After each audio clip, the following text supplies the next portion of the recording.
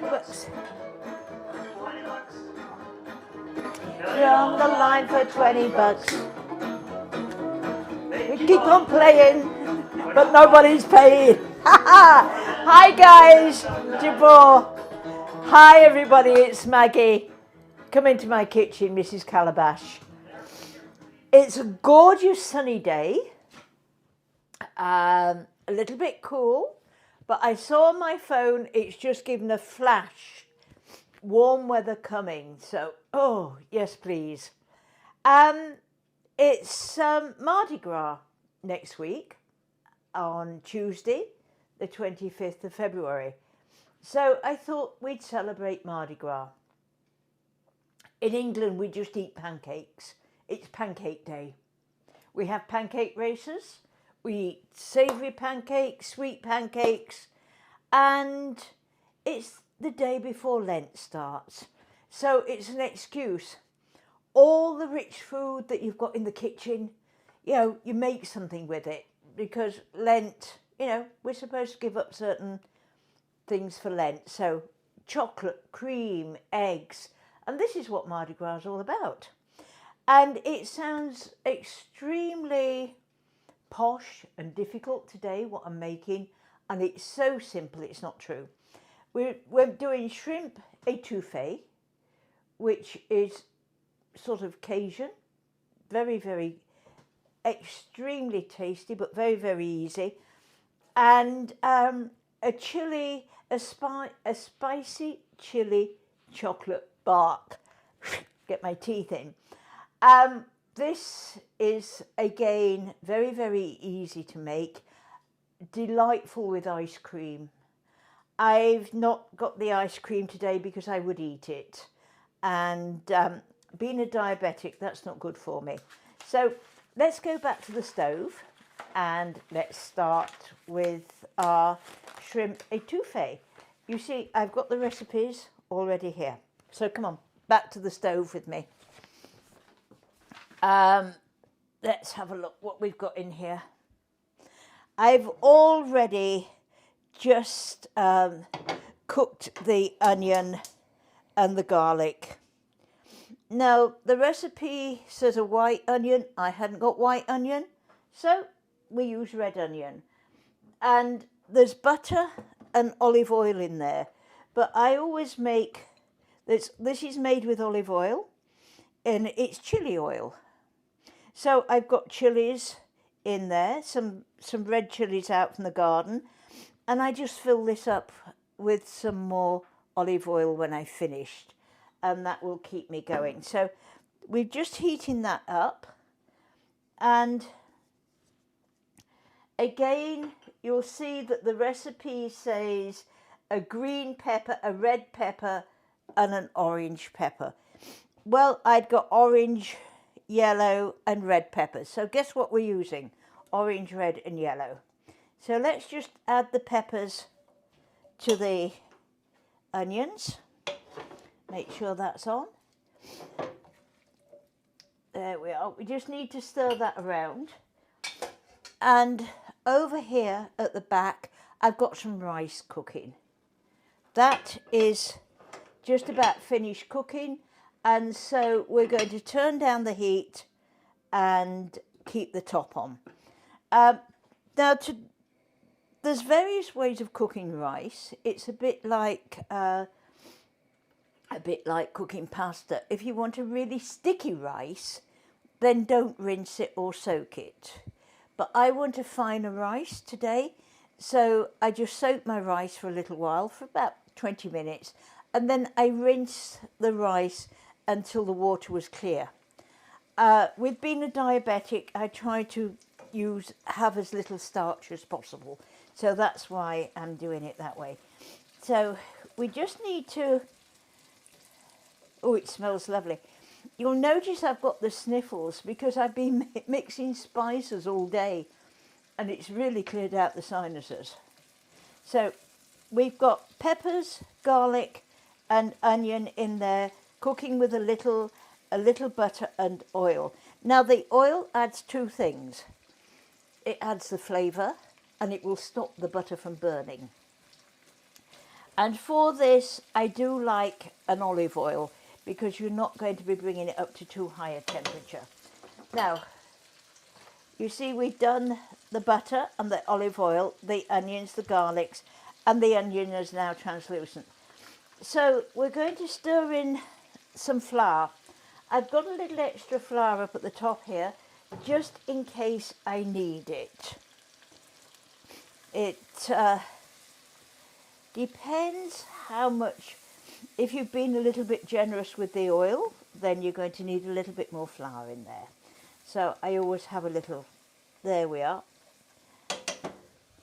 And tomato paste. Let's stir in the tomato paste.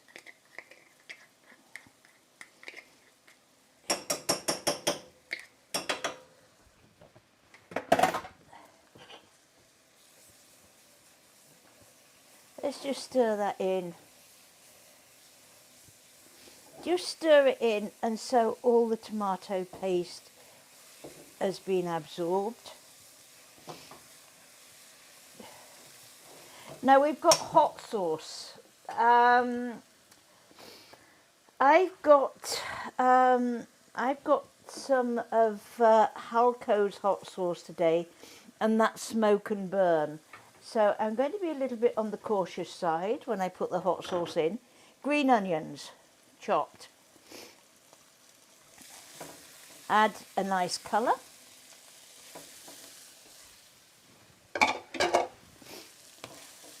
And we need, green onions, hot sauce. I will taste the hot sauce, we'll taste it afterwards, because I can always add a little more, whereas I can't take it away. Now, the 2 cups of water, you'll notice that this looks a bit opaque.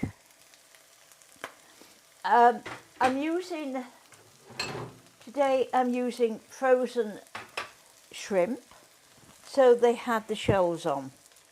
And to add flavour, when you take the shells off the shrimp, when you peel them, put them in a pan, add a drop of water to them, and boil them for about 15 to 20 minutes. And that gives you a nice shrimpy tasting sauce. It just adds that little bit of oomph to it. It's lovely. So, now the Cajun seasoning. I made this is my, you see, a beautiful label. You know, I'm no artist.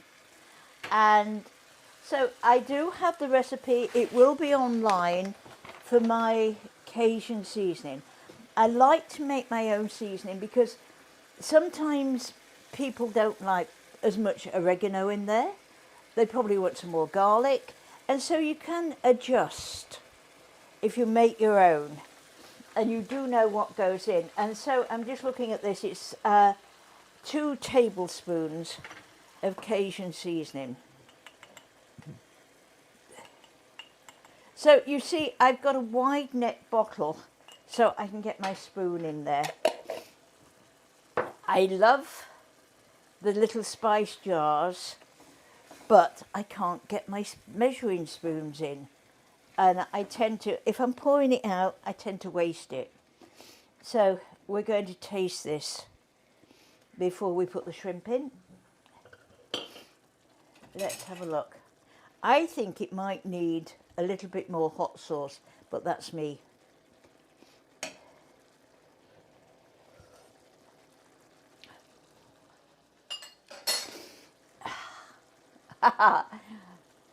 I'm going to leave it for the moment because it goes into the mouth and it fills the mouth with the flavour, and you can actually taste, because we did that with the shrimp. We boiled up the shrimp shells.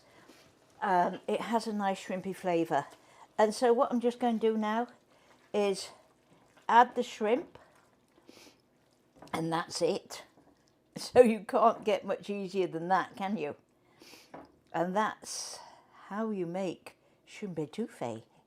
So it looks as though you spent hours in the kitchen, and I'm going to turn that up a little bit, just put the lid on so we can keep all the flavour in there. And we need to cook that until the shrimp turns pink. It depends how the sort of pan that you're using. You'll notice that I'm using quite a wide pan, and it'll cook quicker. If you've got a higher pan that's not quite so wide, it's going to take longer to cook. So I can't stop stirring. I'd love to taste some more of that. And you'll find that as the shrimp cooks, it will curl. You don't want it too curly, because that's when it's overcooked. But it just goes in on itself. So come on, let's go make the chocolate. Come on, chocolate time. There's nothing like... he's going to kill me. I've got to go back again. Sorry, Derek. He can't catch my movements on the camera. So the chili chocolate bark. There's two ways of melting chocolate. One is in the microwave, and one is over a pan of hot water. If you're using a pan of water, don't let the water touch the bottom of the chocolate, and make sure that the bowl is tight enough so that no steam comes up and drops back into the chocolate. Chocolate is very, very finicky. It doesn't like it when it's humid. It doesn't like any steam. It'll turn on you just like that. And I took a chocolate making course in the New Forest in England. I soon learned I wasn't a chocolatier, but we always melted the chocolate in the microwave, put it on half power, and so I'm going to put it in for a minute. I'm making half this recipe. So I made some up this morning, so I'm making half the recipe. So we'll just put the chocolate into the microwave.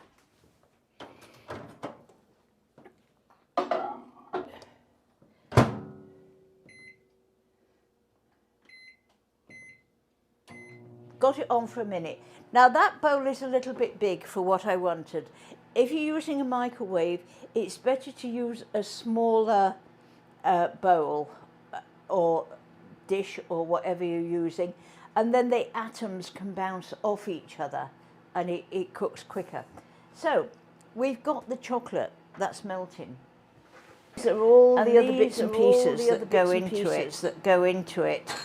Now, I've got a 78% chocolate here.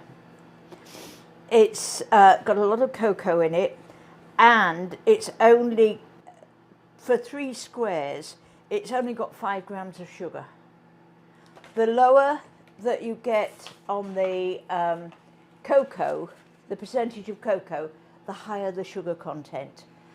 And today I'm using some orange zest in there.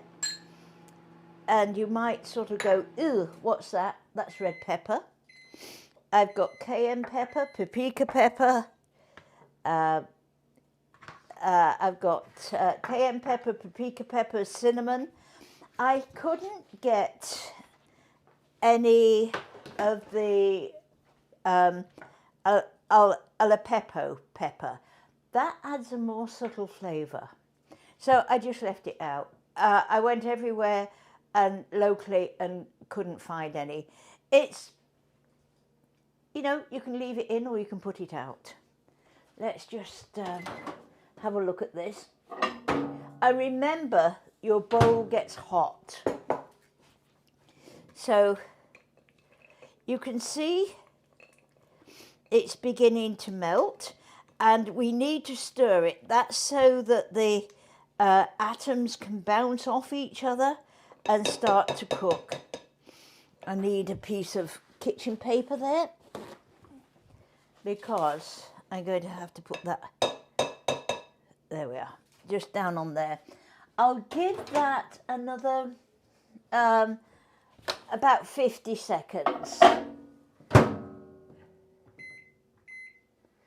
We want it still to have a few lumps in, and we can stir it around. So, as I say, we've got the chili peppers, orange. You could put some nuts in there instead of the orange peel.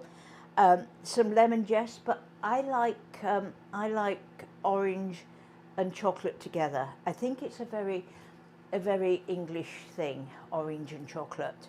And as I say, paprika. You could use a smoky paprika, but I've just used a plain paprika, and a little dark chocolate powder, which, let me take up. I need to put that in there. That is plain chocolate powder, just plain cocoa. I forgot to put it in, but we'll just stir it around. So you can see how by stirring it, it's just going to melt. Don't overcook your chocolate. I've done that many times. It burns and it just goes like that on you. And you can add a little butter to it and reheat, but I found that the only thing to do with it, if you've overheated chocolate, is throw it away and start again. So now we're going to add all the spices into that.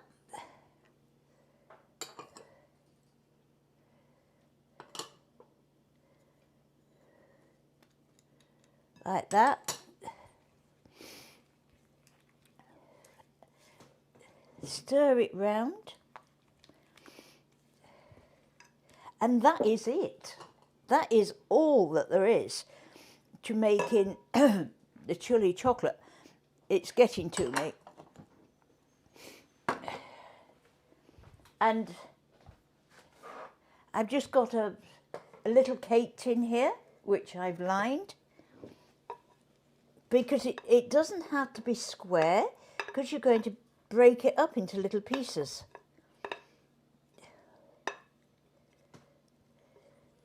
We don't want to waste any, so have a good spatula. There we are. I've just lined it with a little, first of all I greased my cake tin, and then I lined it with some parchment paper. And you can put this in the cold place, or put it in the, funny enough, put it in the freezer for about 15 to 20 minutes, and then it'll be ready.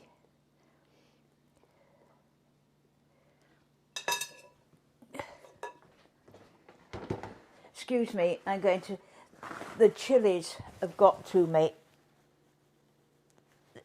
Oh dear. Let me wash my hands.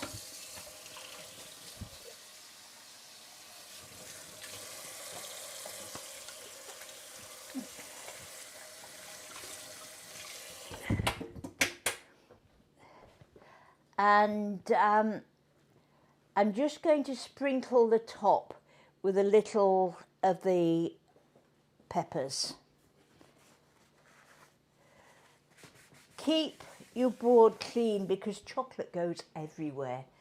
I did a children's class, Christmas baking with chocolate. They got chocolate where chocolate shouldn't go, believe you me. So just sprinkle a little, you don't need too many. We're not going to kill the taste buds. Like that. And that can be put in the fridge or the freezer. It will cool down, it will set. We don't need that anymore. We don't need that. And this is the end product.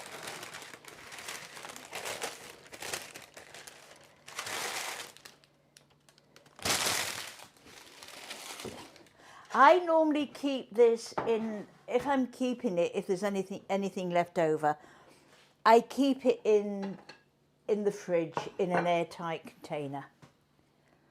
So yes, it's got a little bit soft now. I brought it out. So when you have it, the kitchen got warm.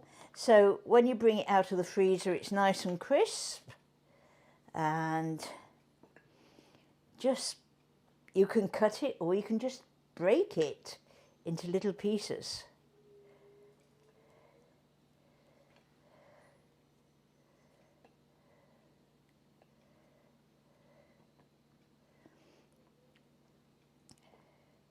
And that is your chocolate bark. I'm going to try a piece. Oh yes. The orange with the chilies. Beautiful. So that is the chocolate bark. I'll wash my hands again.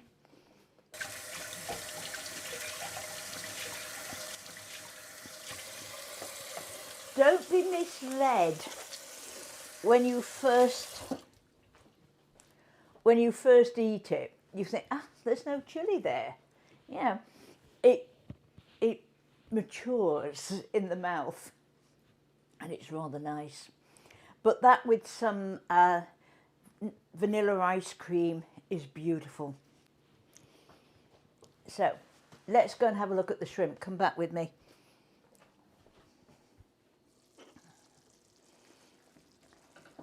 They look cooked.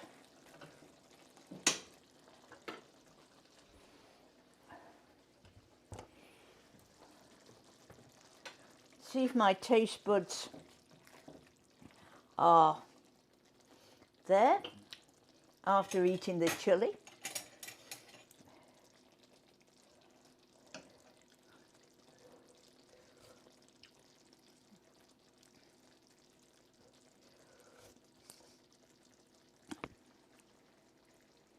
Yes, it doesn't bombard the mouth with hotness. It's great. So you can see it's quite liquid because it goes over rice. So the rice absorbs all the beautiful sauce. So I'm going to take this over to the butcher block. I've got a trivet there. I'll get another trivet. We'll bring the rice over. I want to keep that away from the steam.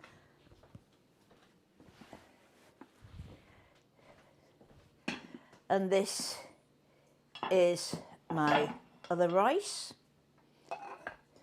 So I'll put that into a serving dish, and I'll show you how I'm going to serve this today. So you can see this rice is nice and fluffy. I like rice. Derek can't stand rice.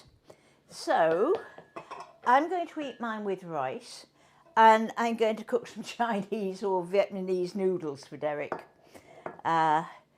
It's called fusion cooking, if you do that. I was very excited one day. I was assisting a chef. This is when I first came to Canada, in the cooking school. This is before I became one of the principal chefs, and it was fusion cooking. I thought, well, I've never heard of fusion cooking.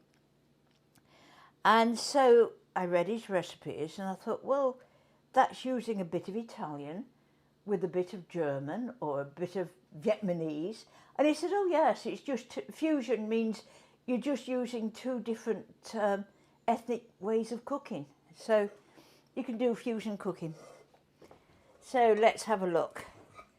For this, we're going to use this, and this is what my daughter-in-law gave me from Chile. They actually live in Chile. They're over in England at the moment, and they got caught in all the storms. And it's for serving rice. So just put some rice in there, like that. and that's a portion of rice. And then, you see, like that. Now, if you don't have one of these, just use a little, just use one of these ramekin dishes. Put some rice in there and turn it out, and it looks pretty. So there we are, and now we need to put some Etoufee over it. Let's have a look.